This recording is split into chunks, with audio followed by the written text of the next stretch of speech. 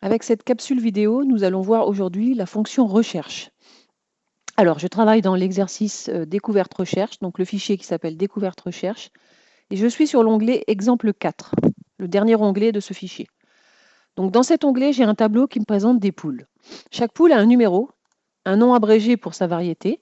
Dans la colonne C, le nom complet de la race de poule qui devra être trouvé. Ensuite, un nombre moyen d'œufs pondus par an par poule.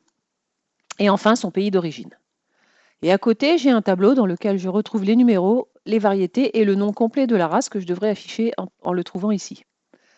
Alors, on va faire une formule en C2. On pourrait très bien faire une fonction si, puisqu'on a 13 résultats différents. Ils sont ici. On a 13 races différentes de poules.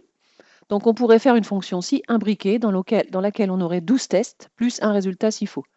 Mais vous imaginez que 12 tests dans une fonction si, c'est très très long, et que plus c'est long, plus on fait d'erreurs. Donc, au lieu de s'embarquer dans une fonction si compliquée, on va utiliser la fonction recherche en C2.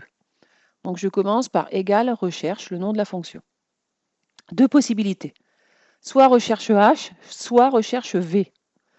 Alors, il faut que je comprenne dans quel sens je vais lire le tableau dans lequel je cherche mes résultats. Le tableau, il est ici. Je le lis de haut en bas, c'est-à-dire que je commence à 1, 2, 3 quand je vais chercher des réponses pour aller trouver la race. Donc ça veut dire que je recherche à la verticale. Donc ici, c'est recherche V. Si mon tableau était écrit dans l'autre sens, j'utiliserais la fonction recherche H qui cherche à l'horizontale. Donc là, c'est recherche V, j'ouvre la parenthèse. J'ai 4 arguments.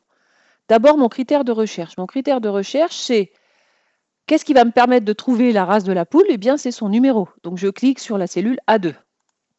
C'est le critère de recherche.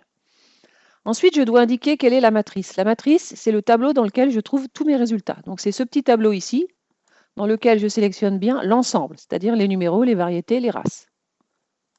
Ça s'appelle la matrice. Point virgule. Il faut que j'indique l'indice. L'indice, c'est dans la matrice, quelle est la colonne qui contient le résultat.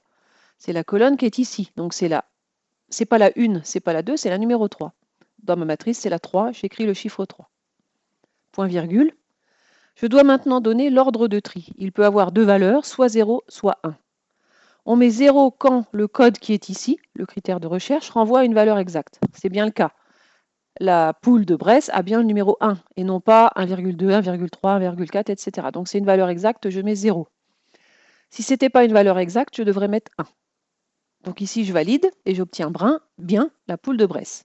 Donc si je recopie, mes résultats sont corrects partout. AND, Andalouse, CAU, Cossagne et Gascogne, etc., etc.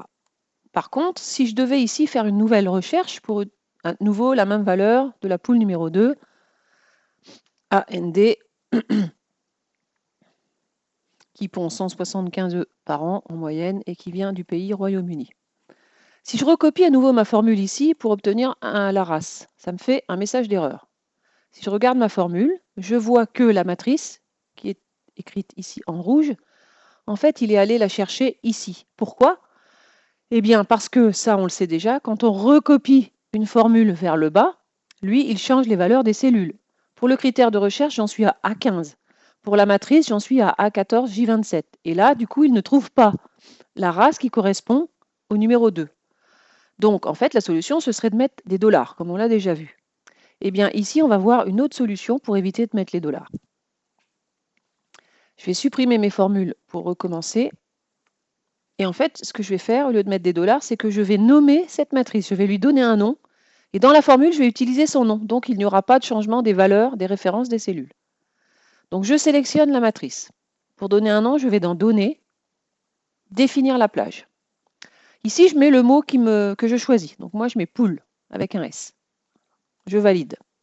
Et je recommence ma formule. Égale recherche V.